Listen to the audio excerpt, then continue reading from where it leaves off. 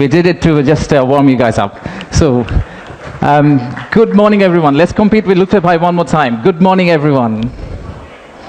Thank you, thank you. Thank you for everyone for coming from such long distance. And we apologize for ones that we could not manage to give accommodation. We had exceptional level of interest for the summit, which is really great to see for us.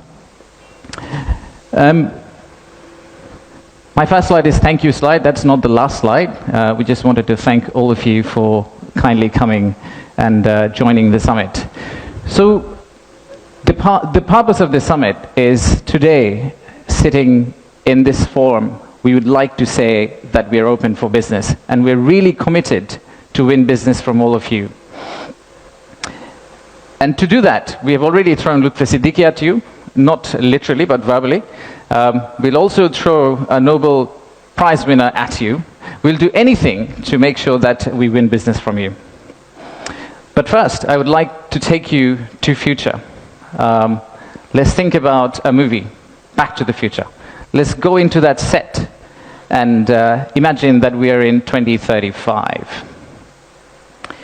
In 2035, how would Bangladesh look like? You'll all be here again. My successor is going to be here presenting. That will be the 10th investment conference for us. And in that conference, we will not be talking about a rising economy, but we'll be talking about a regional manufacturing powerhouse. A country that's connecting east to the west, a bridge that connects Himalayas to Bay of Bengal, a manufacturing hub that is infested by global investors and local investors who are now exporting to the rest of the world.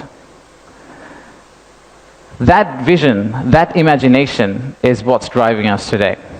But it all started actually about 8 months ago. So from the future, let's go back in time to August 5th, 2024. It's a personal story for almost all of us. Unfortunately, I was in Singapore in an investment banking trading room, but my family was here. My wife was on summer holidays. My brother, who came from Cambridge for summer holidays as well, they were all out on the street as part of the protest. So at around noon Singapore time, I asked them, what's going on? What's happening in Dhaka? So what they did was they were part of a crowd. They looked forward, they took a selfie. Sorry, not a selfie, a photo what's ahead of them, and they turned back and took another photo of what's behind them. So this first photo was what was ahead of them. And this one was what was behind them.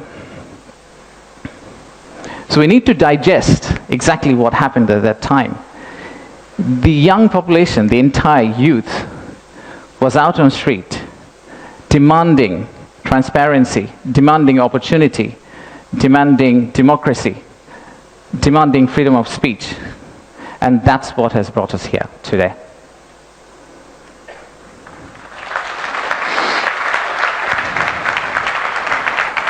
So today, the expectations are very high. The young population of our country, they're global. Unlike us, they're used to tweeting, they're used to looking at TikTok and looking at Singapore and Bangkok, so they don't want Dhaka to be Dhaka 2.0, they actually want Dhaka to become Singapore and Bangkok in 5-10 years' time. So how do we get there? That's the expectation we have. How do we get to Singapore and Bangkok within 5-10 years? How do we unlock the energy that we got during the August Revolution? How do we harness that energy and convert it into employment generation and industrialization? The story for Bangladesh was always there. A lot of you already know about it. We have 180 million domestic market. We have a young population. Almost half of it is less than 25 years old. The middle and affluent class is about 35 million people, which is as big as the Malaysian total population. We have many, many other factors that has led to where we are today. And actually, I must say that there are companies who have been here for more than 100 years and have made exceptional returns compared to the global markets. So if you look at some of these companies who have actually operated in Bangladesh for a long, long time, the returns they have got in Bangladesh is actually significantly higher than the global average. And today, we also have a fantastic news that one of our own startups called ShopUp, the news came out about an hour ago in Bloomberg that the Saudi sovereign PIF, their investment arm called Sanabil Investments, they have actually co-led a round of $110 million US, along with Peter Thiel's Valor Ventures, to invest in one of our own startup to go global. So let's give a big round of applause to ShopUp.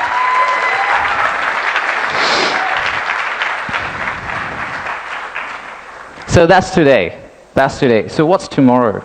How do we go from here to the vision we had for 2035? So this $180 million story, or 180 million people story, is not enough.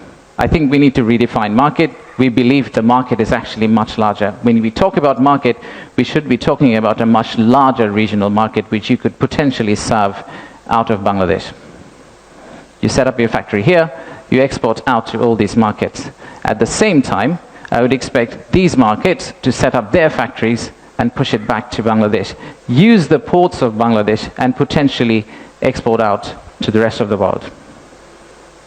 So the narrative that we've had, why invest in Bangladesh, is not really a domestic market 180 million story. It is a regional story and it's a global story. To further strengthen ourselves, we have decided to enhance our port capacity. In Chittagong area, what you see now, we are actually tripling that within the next few years, which is essentially allow this region to consider Bangladesh as one of the biggest logistical hubs. However, that's not all. We need to do a lot more. So at the beginning of interim government's period, we actually decided to talk to more than 200 CEOs and entrepreneurs who actually are doing business in Bangladesh today. And we wanted to understand how can we convert our critics into our ambassadors. They are the only ones who could potentially bring business for us. They are the only ones who, if they've traveled abroad and say Bangladesh is a great place for business, that's when we are likely to get more investment. So we divided all their complaints into two groups, or the solutions that came out of their complaints. The list of challenges are very long. It's from the earth to the moon and back. But we whittled it down to a few action items, some of which are short-term wins, so some of that you see here, some of which are actually long-term policy reforms that we would like to also undertake and set the direction of travel for the country in the right course so that the incoming government, the next government, the political parties who come and start driving this economy, they can follow the same script for us. I'll give you a few examples. Let's start with, we talked about a true one-stop service. There are two elements of one-stop service. The first one is the human element, and then there is the digital element. In the human element piece, what we have decided to do is we are going to co-locate the primary agencies, the high touchpoint agencies for our investors in one location. So that instead of the investors walking around different ministries, and we have a lot of them in Bangladesh, they all come to one office and they end up meeting everyone. We've also decided, like banks, and I am from banking, I guess that helped, that we are going to set up a relationship management team under Bida.